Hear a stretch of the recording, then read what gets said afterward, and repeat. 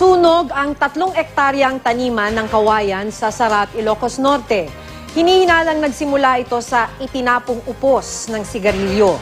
Sa Marikina City, 15 bahay naman ang nasunog dahil sa hinihinalang napabayaang kandila.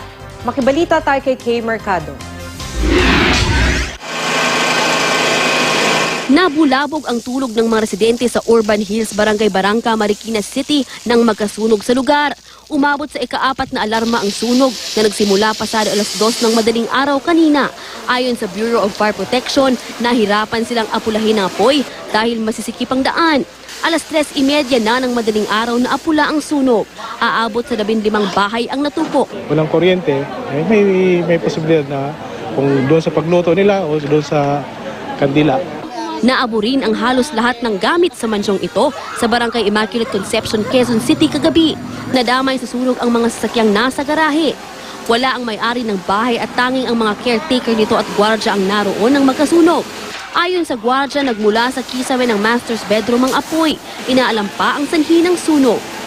Natupok din ang 2 bahay sa Barangay Lapasan, Cagayan de Oro City. Ayon sa isang residente, nagliyab ang kisame sa kusina ng isa sa mga nasunog na bahay hanggang sa kumalat ang apoy. Bukod sa 2 bahay, may isa pang partially damaged. Ayon sa BFP, aabot sa 200,000 piso ang halaga ng mga nasunog.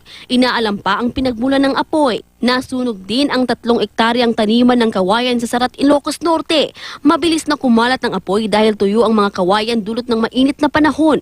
Hinala ng mga bumbero, itinapong upos ng sigarilyo ang sanhi ng sunog. Kay Mercado, Nagbabalita, Pilipinas.